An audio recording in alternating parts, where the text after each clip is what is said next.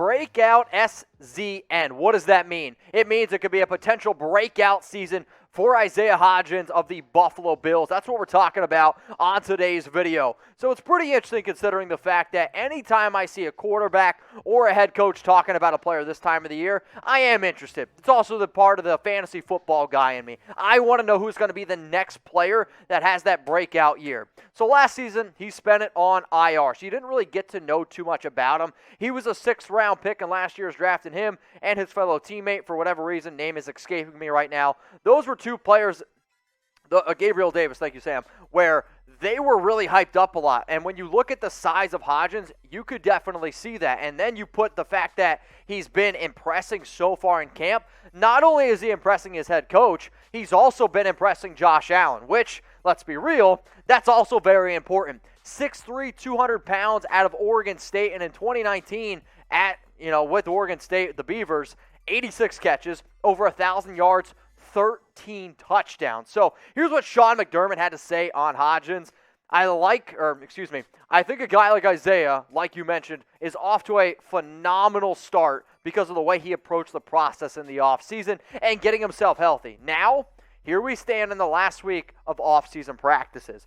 And I think he's putting himself in position to make a real move. So that remains to be seen. Obviously, with the work to be done, but I'm very proud of him, of his mindset, and the way he's gotten himself physically ready to go. Now, obviously, one of the toughest things for a lot of these players in college is how do you adjust from being one of the best players always on the field to now probably not being one of the better players. And if he was banged up this past season, 2020, COVID, it's a lot of a headache. But now he's got his real opportunity to shine. And I actually know for a fact that anytime you're 6'3", 200 pounds and you can run the way that he does, people are going to be interested. And when you talk about the Buffalo Bills, this offense is already explosive. They were second in the league last season in terms of points scored, 502. I believe they averaged 31.8 points per game. But the real question is this, they have some other good playmakers, no doubt about it. And when I hear breakout season, I think of really taking that next step. So breakout might not be the right word, but for you fantasy football fans out there, sleeper might be. Because you have Stephon Diggs, who led the NFL last season in receptions with 129. I like Gabriel Davis a lot. Emmanuel Sanders is a reliable veteran receiver. Is he 100% healthy? I'm not sure. And the Beazles, he's going to get his catches. He's going to pick up his first down. So where exactly does Hodgins fit in? Maybe for this season, it's not the easiest fit.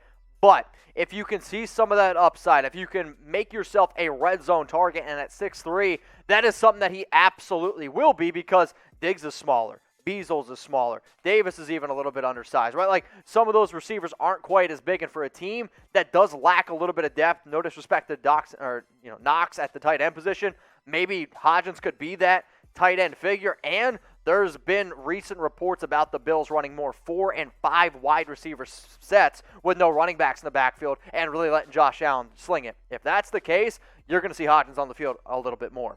So be honest with me here. Do the Bills have a top 5 receiving core? I want you to go down in the comments section and type Y for yes, or you can go ahead and type your N for no. It is a difficult question when I really think about it because there's so many talented teams out there. But give me a Y for yes or N for no. Do the Bills have a top 5 receiving core?